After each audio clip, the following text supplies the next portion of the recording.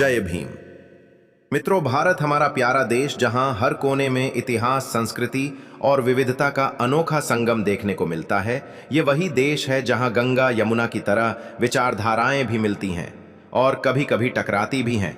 ऐसा ही एक टकराव हाल ही में मध्य प्रदेश के ग्वालियर शहर में देखने को मिला, जब ग्वालियर हाई कोर्ट के परिसर में डॉक्टर भीमराव अंबेडकर की मूर्ति स्थापित करने का प्रस्ताव सामने आया।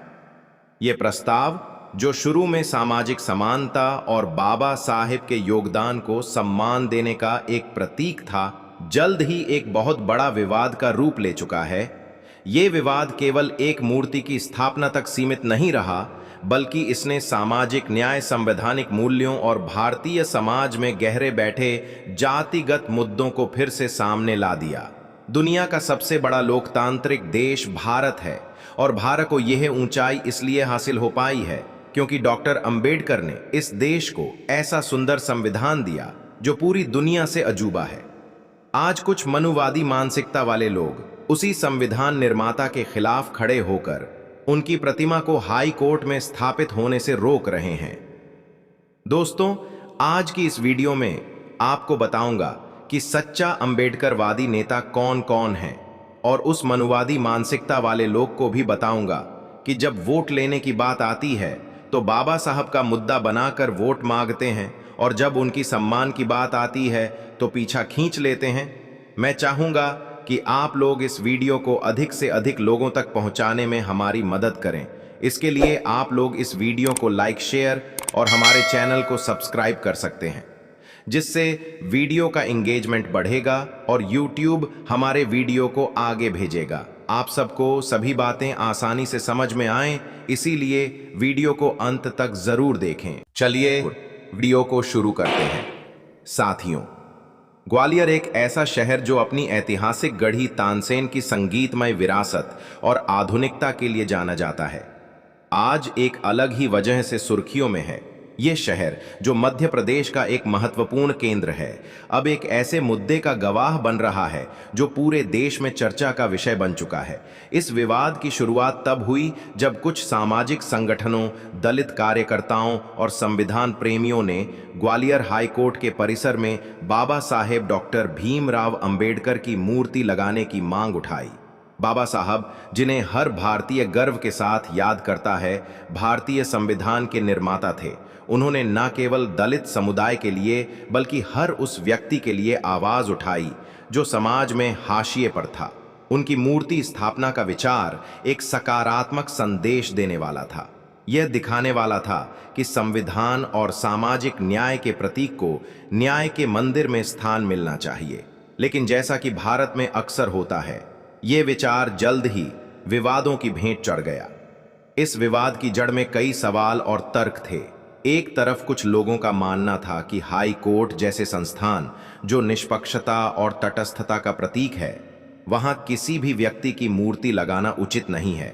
उनका तर्क था कि चाहे वह व्यक्ति कितना भी महान क्यों न हो, मूर्ति स्थापना से न्यायिक प्रक्रिया की निष्पक्षता पर सवाल उठ सकते हैं। यह लोग कह रहे थे कि हाई कोर्ट का परिसर ऐसा स्थान होना चाहिए जहां कोई भी प्रतीक या मूर्ति पक्षपात का आभास ना दे। उनके लिए यह मुद्दा केवल अंबेडकर की मूर्ति का नहीं था, बल्कि किसी भी व्यक्ति की मूर्ति को लेकर था। वे चाहते थे कि हाई कोर्ट का परिसर पूरी तरह से तटस्थ रहे ताकि न्याय की प्रक्रिया पर कोई सवाल न उठे। दूसरी तरफ दलित समुदाय और उनके समर्थकों का तर्क बिल्कुल अलग था। उनका कहना था कि बाबा साहेब अंबेडकर कोई साधारण व्यक्ति नहीं थे। वे भारतीय संविधान के रचयिता हैं, सामाजिक समानता के प्रणेता हैं, और उनकी मूर्ति लगाना केवल एक व्यक्ति को सम्मान देना नहीं, बल्कि संविधान के उन मूल्यों को मजबूत करना है जो हर भारतीय के लिए महत्वपूर्ण है। उनके लिए अंबेडकर की मूर्ति केवल एक मूर्ति नहीं थी, बल्कि एक विचारधारा थी। वह विचारधारा जो समानता, स्वतंत्रता और भाईचारे की बात करती है। वे कह रहे थे कि अगर हाई कोर्ट जैसे संस्थान में संविधान के निर्माता की मूर्ति नहीं लग सकती, तो ये संविधान के साथ साथ दलित समुदाय के सम्मान पर भी सवाल उठाता है। इस तरह यह मुद्दा जल्द ही सामाजिक और राजनीतिक रंग लेने लगा। ग्वालियर की सड़कों से लेकर सोशल मीडिया तक हर जगह इसकी चर्चा होने लगी। लोग दो खेमों में बट गए, एक जो मूर्ति स्थापना के पक्ष में था और दूसरा जो इसके खिलाफ। लेकिन यह विवाद केवल स्थानीय स्तर तक सीमित नहीं रहा, इसने राष्ट्रीय स्तर पर ध्यान खींचा और देश के बड़े नेताओं के बयानों ने इसे और गर्म कर दिया। इस विवाद में चार प्रमुख नेताओं के बयान सामने आए। प्रधानमंत्री नरेंद्र मोदी, भीम आर्मी के चंद्रशेखर आजाद, रावण भीम सेना के अध्यक्ष नवाब सतपाल और बहुजन समाज पार्टी की नेता मायावती जी। इन चारों के बयानों ने इस मुद्दे को अलग अलग दिशाओं में ले जाने का काम किया। चलिए पहले बात करते हैं प्रधानमंत्री नरेंद्र मोदी के बयान की। नरेंद्र मोदी जो 2014 से भारत के प्रधानमंत्री हैं और 2024 में तीसरी बार इस पद पर चुने गए, अपनी राजनीतिक चतुराई और संतुलित बयानों के लिए जाने जाते हैं। जब ग्वालियर हाई कोर्ट के इस विवाद पर उनकी प्रतिक्रिया मांगी गई तो उन्होंने बहुत सावधानी से अपनी बात रखी। एक सार्वजनिक सभा में उन्होंने कहा, बाबा साहेब अंबेडकर हमारे देश के गौरव हैं। उनका योगदान केवल दलित समुदाय तक सीमित नहीं है, बल्कि हर भारतीय के लिए प्रेरणा का स्रोत है। संविधान के निर्माण में उनकी भूमिका को कोई भूल नहीं सकता। उनकी विरासत को हमें गर्व के साथ संजोना चाहिए, लेकिन किसी भी संस्थान, खासकर न्यायिक संस्थानों में मूर्ति स्थापना जैसे संवेदनशील मुद्दों पर फैसला लेते समय सभी पक्षों की भावनाओं का ध्यान रखना जरूरी है। हमारी सरकार हमेशा सामाजिक समानता और संविधान के मूल्यों को बढ़ावा देने के लिए प्रतिबद्ध है और इस मुद्दे पर भी हम सभी की भावनाओं का सम्मान करेंगे। नरेंद्र मोदी ने अपने बयान में यह भी याद दिलाया कि उनकी सरकार ने अंबेडकर के सम्मान में कई कदम उठाए हैं। उन्होंने पंच तीर्थ का जिक्र किया, जो बाबा साहेब के जीवन से जुड़े 5 महत्वपूर्ण स्थानों महू, लंदन, नागपुर, मुंबई और दिल्ली को स्मारक के रूप में विकसित करने की परियोजना है। इसके अलावा उन्होंने अंबेडकर इंटरनेशनल सेंटर और अंबेडकर मेमोरियल जैसे प्रयासों का भी उल्लेख किया, जो उनकी सरकार ने शुरू किए। नरेंद्र मोदी का यह बयान संतुलित था और इसमें उनकी कोशिश थी कि वे ना तो किसी एक पक्ष को पूरी तरह समर्थन दें और ना ही किसी को नाराज करें। उन्होंने अंबेडकर के योगदान को सम्मान दिया, लेकिन साथ ही ये भी कहा कि मूर्ति स्थापना जैसे मुद्दों पर सभी पक्षों की भावनाओं का ध्यान रखना जरूरी है। यह बयान उनकी उस शैली को दर्शाता है जिसमें वे विवादास्पद मुद्दों पर सावधानी से अपनी बात रखते हैं। लेकिन इस बयान की अलग अलग व्याख्याएं हुई। कुछ लोगों ने इसे एक समझदारी भरा दृष्टिकोण माना, जो विवाद को शांत करने की कोशिश करता है। उनका कहना था कि प्रधानमंत्री ने सही कहा कि हाई कोर्ट जैसे संस्थानों में फैसले लेते समय निष्पक्षता का ध्यान रखना जरूरी है, लेकिन कुछ दलित संगठनों और कार्यकर्ताओं ने इस बयान की आलोचना की। उनका कहना था कि प्रधानमंत्री ने मूर्ति स्थापना के पक्ष या विरोध में कोई स्पष्ट रुख नहीं लिया। कुछ ने इसे एक सामान्य बयान कहा, जो मुद्दे की गंभीरता को कम कर देता है। कुछ कार्यकर्ताओं ने यह भी कहा कि मोदी का यह बयान दलित समुदाय की भावनाओं को पूरी तरह से संबोधित नहीं करता। फिर भी यह बयान इस मायने का में महत्वपूर्ण था कि इसने केंद्र सरकार की स्थिति को स्पष्ट किया। सरकार इस मुद्दे को हाई कोर्ट और मध्य प्रदेश की राज्य सरकार के विवेक पर छोड़ना चाहती है। यह भी साफ था कि केंद्र सरकार इस मुद्दे को लेकर कोई बड़ा राजनीतिक जोखिम नहीं लेना चाहती। मोदी के बयान ने यह संदेश देने की कोशिश की कि उनकी सरकार अंबेडकर के प्रति पूरी तरह से सम्मान रखती है, लेकिन साथ ही वे इस विवाद को बढ़ने से रोकना चाहते हैं। अब बात करते हैं इस विवाद के दूसरे बड़े किरदार की, चंद्रशेखर आजाद, रावण चंद्रशेखर, जो भीम आर्मी के संस्थापक और आजाद समाज पार्टी कांशीराम के नेता हैं। दलित समुदाय के लिए एक मजबूत और बुलंद आवाज है। उन्होंने इस मुद्दे पर एक सख्त और स्पष्ट रुख अपनाया। ग्वालियर में एक विशाल रैली को संबोधित करते हुए चंद्रशेखर ने ऐलान किया, बाबा साहेब अंबेडकर हमारी पहचान है, हमारे सम्मान हैं उनकी मूर्ति लगाना केवल एक मूर्ति की बात नहीं है, ये उस विचारधारा की जीत है जो समानता और न्याय की बात करती है। अगर हाई कोर्ट जैसे संस्थान में बाबा साहेब की मूर्ति नहीं लग सकती, तो यह संविधान और दलित समुदाय के साथ अन्याय होगा। हम इस अन्याय को बर्दाश्त नहीं करेंगे। अगर मूर्ति स्थापना में कोई रुकावट आई, तो हमारा संगठन और हमारे समर्थक बड़े पैमाने पर आंदोलन करेंगे। यह हमारा वादा है। चंद्रशेखर का यह बयान उनके पिछले आंदोलनों की तरह ही जोशीला और प्रभावशाली था। वे हमेशा से दलित समुदाय के अधिकारों के लिए लड़ते आए हैं और कई बार उनकी गिरफ्तारी भी हो चुकी है। 2017 में सहारनपुर हिंसा के दौरान उनकी गिरफ्तारी ने उन्हें राष्ट्रीय स्तर पर सुर्खियों में ला दिया था। इसके बाद नागरिकता संशोधन कानून सीए के खिलाफ प्रदर्शनों में भी उनकी सक्रिय भूमिका रही। चंद्रशेखर का यह ऐलान उनके उसी आंदोलनकारी स्वभाव को दर्शाता है जिसमें वे किसी भी मुद्दे पर पीछे हटने को तैयार नहीं होते। उनके इस ऐलान ने विवाद को और हवा दी। उनके समर्थकों ने इसे एक सामाजिक आंदोलन का रूप देना शुरू कर दिया। ग्वालियर, भोपाल और दिल्ली जैसे शहरों में भीम आर्मी और अन्य दलित संगठनों ने रैलियां निकाली और शांतिपूर्ण प्रदर्शन किए। अब बात करते हैं इस विवाद के तीसरे बड़े किरदार की। भीम सेना के अध्यक्ष सतपाल तंवर ने इस विरोध को गंभीरता से लिया और तीखी प्रतिक्रिया दी और कहा कि यदि ग्वालियर में डॉक्टर अंबेडकर की प्रतिमा नहीं लगी, तो वे जयपुर हाई कोर्ट में मनु की प्रतिमा हटाने की मांग करेंगे। इस बयान ने विवाद को और भड़का दिया, जिससे यह क्षेत्रीय स्तर पर फैल गया। भीम सेना ने ग्वालियर में बिना अनुमति रैली निकाली, जिसमें कार्यकर्ता बैरिकेड्स पर चढ़ गए, जिससे पुलिस के साथ तनाव बढ़ा। इस दौरान माहौल इतना गर्मा गर्म हो गया कि सुरक्षा व्यवस्था को और सख्त करना पड़ा। इस विवाद में राजनीतिक दलों ने भी हिस्सा लिया। इस विवाद में चौथा महत्वपूर्ण बयान आया बहुजन समाज पार्टी की सुप्रीमो मायावती जी का, जो उत्तर प्रदेश की पूर्व मुख्यमंत्री और दलित राजनीति की एक प्रमुख हस्ती हैं, ने इस मुद्दे पर संयम बरतते हुए अपनी बात रखी। एक प्रेस कॉन्फ्रेंस में उन्होंने कहा, बाबा साहेब अंबेडकर हमारे लिए केवल एक नेता नहीं बल्कि एक प्रेरणा है। उनका संविधान आज भी हमें समानता और न्याय का रास्ता दिखाता है। ग्वालियर हाई कोर्ट में उनकी मूर्ति स्थापना का प्रस्ताव एक सम्मानजनक विचार है और इसे संवैधानिक मूल्यों के प्रतीक के रूप में देखा जाना चाहिए। लेकिन हमें यह भी सुनिश्चित करना होगा कि इस मुद्दे को लेकर कोई अनावश्यक विवाद ना हो। मैं सभी पक्षों से अपील करती हूं कि वे संयम बरतें और इस मुद्दे का समाधान बातचीत के जरिए निकालें।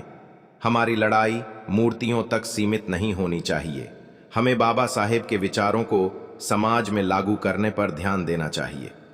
मायावती जी का यह बयान उनके उस दृष्टिकोण को दर्शाता है जिसमें वे अंबेडकर के विचारों को लागू करने पर ज्यादा जोर देती हैं। उन्होंने मूर्ति स्थापना के प्रस्ताव का समर्थन किया, लेकिन साथ ही यह भी कहा कि इस मुद्दे को विवाद का रूप नहीं लेना चाहिए।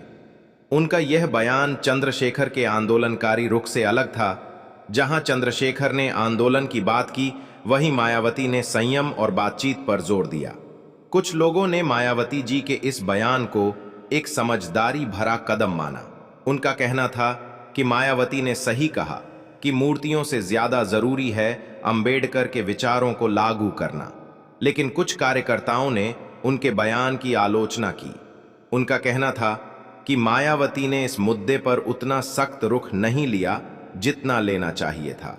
कुछ ने यह भी कहा कि मायावती का यह बयान राजनीतिक रूप से सुरक्षित था और इसमें वह जोश और आक्रामकता नहीं थी जो चंद्रशेखर के बयान में दिखाई दी। मायावती जी का बयान इस मायने में भी महत्वपूर्ण था कि इसने बसपा की स्थिति को स्पष्ट किया। बसपा, जो दलित समुदाय की एक प्रमुख राजनीतिक ताकत है, इस मुद्दे को लेकर पूरी तरह से सक्रिय नहीं दिखी।